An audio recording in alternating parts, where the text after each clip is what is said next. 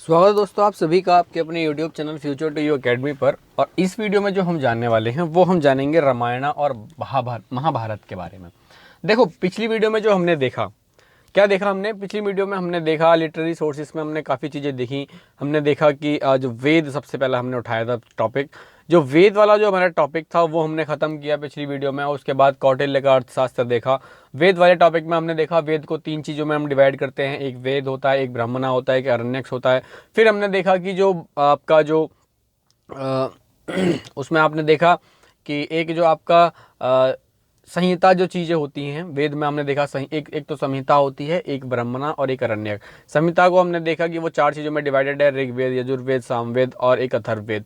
इन चीज़ों में हमने देखा कि 4 चीज़ों में डिवाइडेड है। देन उसके बाद जो सबसे पहला हमारा जो ऋग्वेद था, ऋग्वेद में हमने देखा कि बुक नंबर ऋग्वेद जो है 10 मंडल में डिवाइडेड है। 10 मंडल में से जो बुक नंबर 2 और जो बुक नंबर आपकी 7 जो है वो सबसे पुरानी है। उसके बाद जो बाकी की हैं वो सारी लेटर वैदिक पीरियड में आती हैं।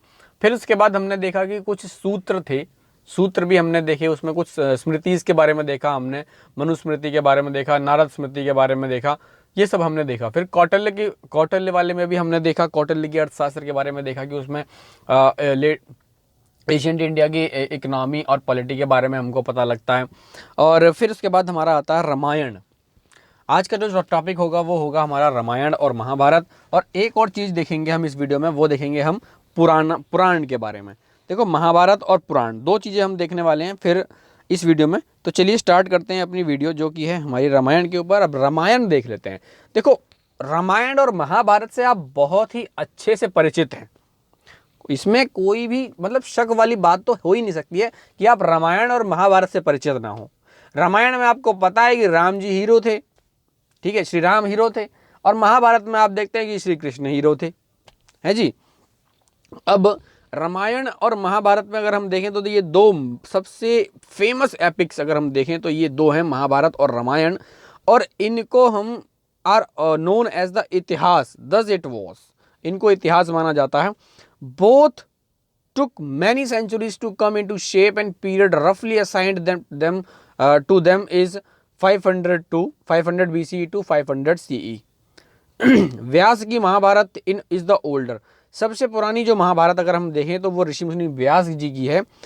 और पॉसिबली अगर हम रिफ्लेक्ट करें the state of affairs from the 10th century BCE 4th century BCE।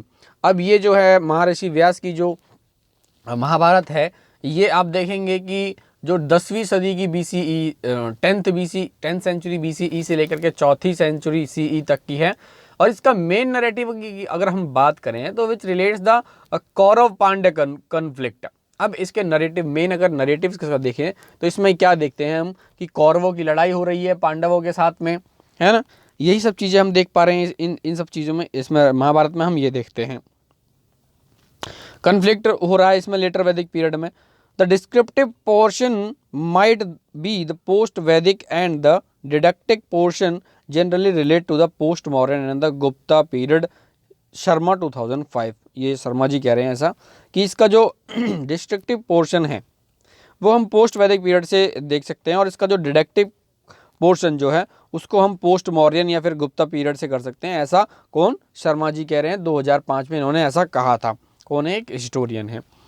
अब since both Mahabharata and Ramayana contains interpolations in the portions added at various points of the time, historians have to be careful in shifting the materials. They also have to take into account different chronological layers. Ramayana of the Valmiki appears to be the more unified than Mahabharata. अब देखो, वाल्मीकि जी की जो रामायण है वो बहुत ही ज़्यादा unified लगी जाती है एज कम्पेयर टू अगर हम देखें तो महाभारत से। Some of the sites mentioned in the Ramayana and the Mahabharata have been excavated. यहाँ तक कि कुछ ऐसी साइट्स जो कि रामायण में हम देखें या फिर महाभारत में देखें, ऐसी कुछ जगह हैं जो कि आज भी हमने देखा कि वो खोदने पर वो जगह हमें मिली हैं, पाई गई हैं। Some of the sites mentioned in the Ramayana and the Mahabharata have been excavated. Ayodhya excavation has revealed the settlement going back to the northern black polished ware period. अब अयोध्या क्या है, जब हमने देखा अयोध्या को एक्सकवेट किया गया तो अयोध्या हमने देखी और वहाँ पर हम देखते हैं कि north black polished where period की जो चीज़ें हैं वो हमें दिखती हैं, ये तब की हैं। हमने देखा हस्तिनापुर को भी देखा है, हस्तिनापुर देखा, कुरुक्षेत्र देखा, पानीपत भी देखा है, बागपत भी देखा है, मथुरा भी देखा, तिलपत देखा, बैरत देखा। ये सारी की सारी कुछ साइटें हैं जो हम देखते हैं कि महाभारत में या फिर रामायण में आपको कहीं ना कहीं ये सारी की सारी साइटें ये क्या है मिल जाती हैं। वहीं फिर हस्तिनापुर की हमने देख लिया। फिर उसके बाद आपका आता है कि both epics are the main of the information on religious sects, how they were integrated in the mainstream Hinduism, social practices and norms current at the time and philosophy। ठीक है, फिर आपके आगे पुराण। देखो पुराण की अगर हम बात करें, these are the category of text attributed to Vyasa. Purana का ज़्यादा श्रेय अगर हम देखें तो ज़्यादातर जाता है किसको? पुराण का श्रेय जाता है महर्षि व्यास को।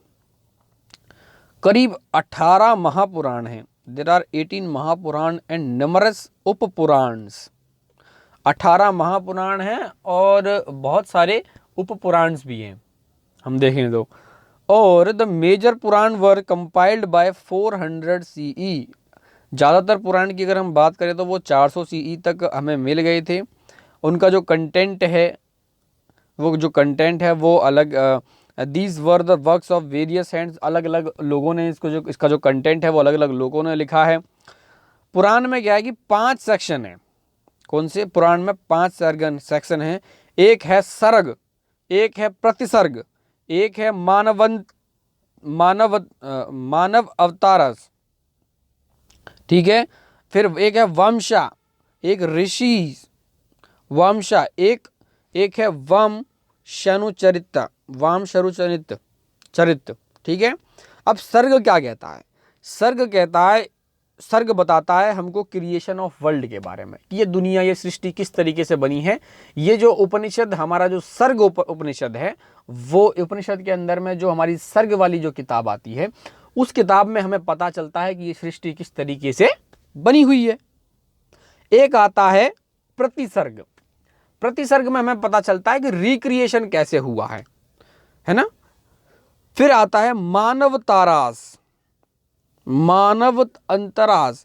अब इसमें क्या लगता है हमको? इसमें पता लगता है वेरियस पीरियड्स ऑफ मनुज के अलग अलग पीरियड जो हैं, आपके मानव के जो बहुत सारे पीरियड हैं उनके बारे में पता लगता है। फिर आपका आता है वंशा। वंशा में आपको लगेगा the genealogy of the gods and the rishis. अब जीनोलॉजी का मतलब क्या है कि अब यहाँ पर आपको पीढ़ी का पता लगेगा कि कौन से भगवान की क्या पीढ़ी थी, या फिर कौन से ऋषि की क्या पीढ़ी थी, उनके बेटे कौन हुए, उनका बेटा कौन हुआ, उनका बेटा कौन हुआ, फिर उनके बाद उनका बेटा कौन हुआ, उनके कितने पुत्र थे, उनकी कितनी बेटियां थी, क्या कौन किसका क्या लगता था। ये सारी जो चीज़ें अगर हम देखें तो ये सारी की सारी चीज़ें हमको किस में मिल जाती हैं? वामशा में मिल जाती हैं। फिर आता है एक वाम शनुचरित। इसमें क्या होता है? इन अकाउंट ऑफ रॉयल डायनेस्टीज। अब इसमें क्या है? रॉयल डायनेस्टीज जो हैं उनके अकाउंट के बारे में इसमें हमें पता लग जाता है।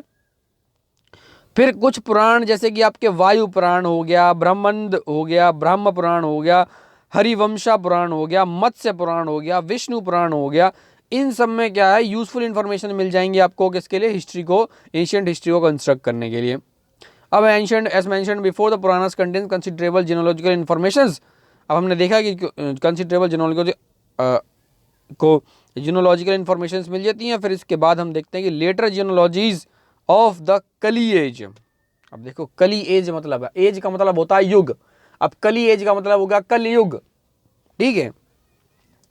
Therefore it is the later genealogy कलयुग that the historically important। कलयुग के बारे में यहाँ पता लग जाता है हमको कि कलयुग कब आएगा और क्या होगा इसमें। there is much on ancient dynasties such as हरण्यक्स। बहुत सारी एंशियंट डायनेस्टीज जो हैं आपकी अगर देखें तो, जैसे हरण्यक डायनेस्टी हो गई, एक शैशुगनाज डायनेस्टीज हो गई, एक Nanda dynasty, Maurya dynasty, Shunga dynasty, Kanva dynasty, Andhras dynasty. इन सब डायनेस्टीज के बारे में हमको बहुत सी चीज़ें पता लग जाती हैं। और certain Kings with the names, उनके नेम्स के साथ में, जैसे कि कुछ किंग्स हैं जिनके नेम्स एंड होते हैं, जैसे सफिक्स उनके पीछे नाम होता है नाग, जैसे are the also mentioned in suppose ruler north central India. ऐसे कुछ किंग्स के बारे में। और इंटरेस्टिंगली अगर हम बात करें, we do not know about these kings from any other source. और इस सोर्स के अलावा और किसी दूसरे सोर्स से हमको इनके बारे में पता नहीं लगता है। The dynasties list of these Guptas indicating the Puranas may have been compiled by 4th-6th century। अब जो गुप्ताज की जो डायनेस्टी से करीब आप देखेंगे कि 4th या 6th सेंचुरी, 4th से 6th सेंचुरी के बीच में इनको कंपोज किया गया होगा। फिर उसके बाद अगर हम बाद में देखते हैं कि एक आता है आपका भगवत पुराण 10th सेंचुरी में बनाया गया। फिर स्कंद पुराण आया 14th सेंचुरी में। फिर Purana are the most important for providing geographical information on rivers. अब पुराण से हमको क्या होता है कि पुराण से हमको ना जियोग्राफिकल इंफॉर्मेशन, जैसे कि कौन सी रिवर कहाँ थी, रिवर के माउंटेन के बारे में, ये सारी चीज़ें भी हमको पता लग जाता है। माउंटेन हो गया, लेक हो गया, बाकी चीज़ें, इन सब चीज़ों के बारे में भी हमको पता लग जाता है।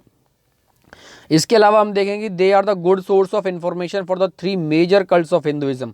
अब हिंदुइज्म, जो हिंदू का जो हमारा जो धर्म है, हिंदुइज्म जो है, उसके जो 3 सेक्ट अगर हम देखें, एक विष्णु सिर्फ, एक इसमें जो विष्णु सेक्ट हो गया, एक शिवा सेक्ट, एक शक्ति सेक्ट हो गया, इनके बारे में भी हमें यहीं से पता लगता है।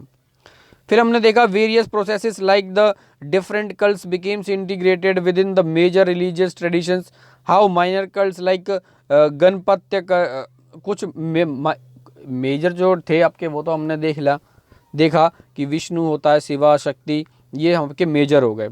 अब माइनर में अगर हम देखें तो हमारे पास कौन कौन से आ जाते हैं, एक गणपत्य आ जाता है, एक कृष्ण आ जाता है, एक ब्रह्म आ जाता है, एक कार्तिकेय आ जाता है। ऐसे कुछ माइनर कल्ट्स भी आ जाते हैं। इन सब चीज़ों के बारे में हमको पता लगता है। तो मैं उम्मीद करूंगा कि आपको ये 2 चीज़ें बहुत अच्छे से समझ में आई होंगी, एक पुराणास के बारे में, एक रामायण के बारे में। रामायण और महाभारत को आपको मैंने बताया कि रामायण और महाभारत की ऐसी बहुत सी जगह हैं जो हमें आज की तारीख में भी एक्सकवेट करने के बाद में हमको मिल जाती हैं। और रामायण को श्रेय जो अगर हम देखें तो रामायण और महाभारत का जो श्रेय है वो, महाभारत का जो श्रेय है वो ऋषि मुनि व्यास को जाता है। पुराण का अगर देखें तो वो भी व्यास के जाता है। और पुराण कितने होते हैं, 18 महापुराण हैं और कुछ और बहुत सारे उपपुराण भी हैं। ये सब हमने देखा, पुराण के बारे में बहुत सी चीज़ें देखी हमने। स्कंद पुराण देखा, इनमें कल्ट होते हैं, कुछ विष्णु, शिवा और शक्ति कल्ट होते हैं। ये सब चीज़ें हमने देखी। मैं उम्मीद करता हूँ आपको चीज़ें समझ में आई हो, और जो चीज़ नहीं समझ में आई हो आप मुझे कमेंट सेक्शन में बता सकते हैं और मैं उसको आगे और अच्छे से उसको एक्सप्लेन कर दूंगा। चलिए तो मिलते हैं नेक्स्ट वीडियो के साथ, तब तक के लिए धन्यवाद। टेक केयर, बाय बाय, जय हिंद, जय भारत।